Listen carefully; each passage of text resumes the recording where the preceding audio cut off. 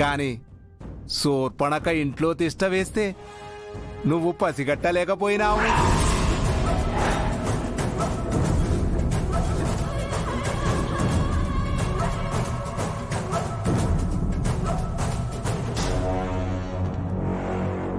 శత్రుపీడ ఈనాటిది కాదు, సంవత్సరాల తరబడి ఎంటాడుతుంది.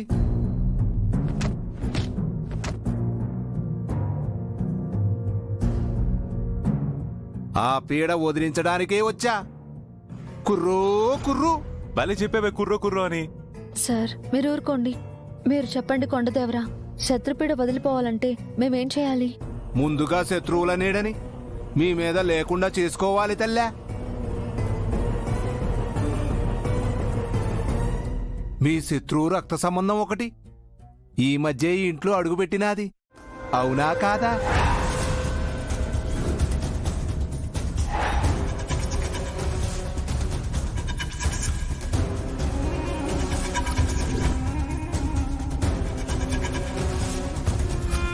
అవుననుకో, కాకపోతే ఆ అమ్మాయి చాలా మంచిది, పైగా అమాయకురాలు.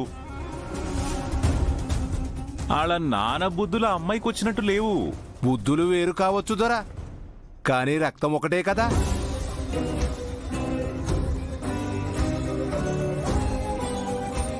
శత్రునీడ దూరమైతేనే శత్రుపీడ పోతుంది. అంటే మమ్మల్ని ఏం చేయమంటారు? ఆ మనిషి ఎవరైతే ఉన్నారో తనని ఇంటి నుంచి దూరం చెయ్యాలి.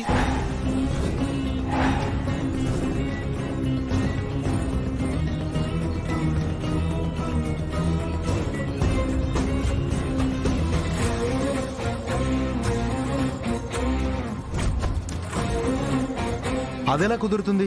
తనకి ప్రమాదం పొంచుంది, మేమే షెల్టర్ ఇచ్చాం.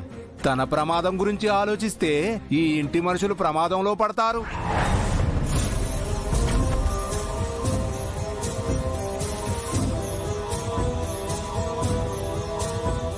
దానికి సూచనగానే ఈ మధ్య ఒకరి మీద దాడి కూడా జరిగినది దొరా. అవునవును, మా సార్ మీద దాడి జరిగింది.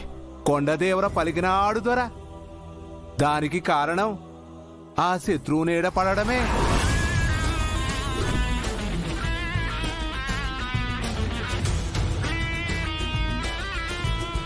కుర్రో కుర్రు.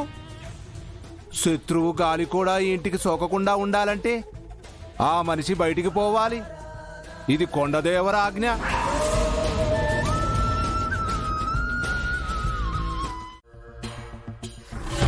అమ్మా, ఇంకా వాడు బట్టలు ఏమైనా ఉంటే పట్టుకొచ్చాయి, మొత్తం సర్దేస్తాను. ఇప్పుడు ఇవన్నీ ఎందుకు మావయ్య?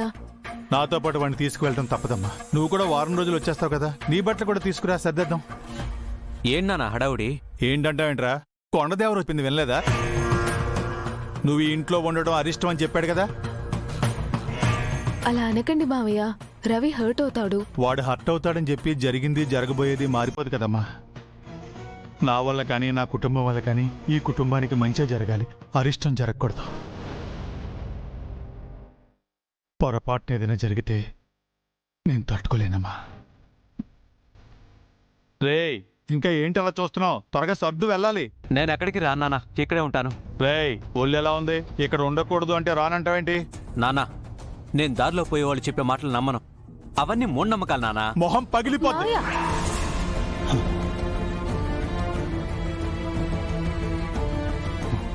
హకీపాప్ ముందు నిన్నేం అనలేకపోతున్నాను రా. రేయ్, నా కోపం తెప్పించుకో. త్వరగా నువ్వు రెడీ అయ్యి బయలుదేరు. బయలుదేరు. ఈయనొకడు నా మాట విననే వినడు. పెళ్ళి 4 రోజులు కూడా కాలేదు నాన్న. అగ్గితో నేను సంతోషంగా ఉన్నదే లేదు. ఇప్పుడు తనకు దూరం చేస్తానంటే ఎలా చెప్పండి? వచ్చాడండి పెద్ద పెద్ద మనిషి.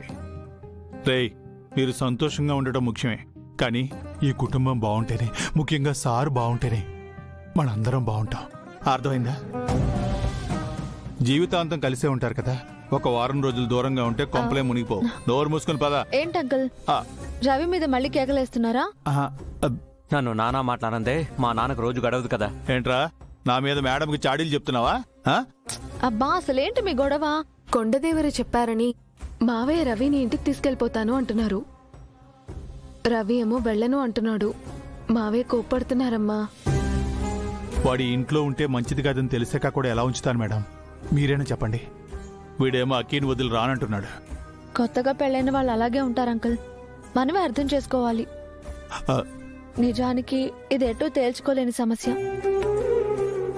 ఇంటి అల్లుడిని వెళ్ళమని చెప్పలేము. అలా అని కుటుంబం గురించి ఆలోచించకుండా ఉండలేము.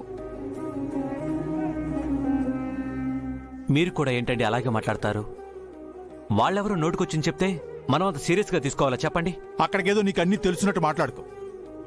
మేడం, ఇవేమీ మీరు పట్టించుకోకండి. మా వాడిని ఇంటికి తీసుకెళ్తున్నాను అంతే.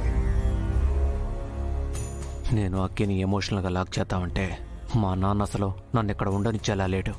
డామిట్, ఏం చెయ్యాలి? ఆయనకేమో అటు చెప్పలేను, అలా అని పెళ్ళలేను. ఏం చెయ్యాలి? ఇప్పటికే రవి బాధపడుతున్నాడు. దీనికి ఏదైనా పరిష్కారం ఆలోచించమని చెప్పాలి. రవిని తీసుకెళ్లకుండా ఆపాలి.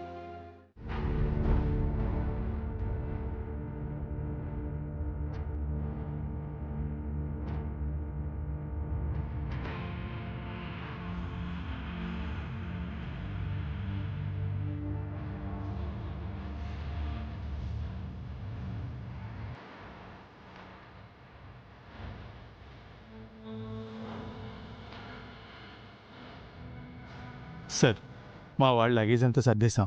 ఇంటికి తీసుకువెళ్తున్నాను. మీరు మంచి రోజు చూసి కబురు చేస్తే అకీ పాపను కూడా తీసుకువెళ్తాను. వీడేంటి నా పెళ్ళాం నా మాట వింటుంది, నేను వెళ్ళనుండే వెళ్ళను, నిన్ను వెళ్ళనివ్వనని ఓ కోతులు కోసి ఇప్పుడు సూట్ కేసుతో రెడీ అయ్యాడు.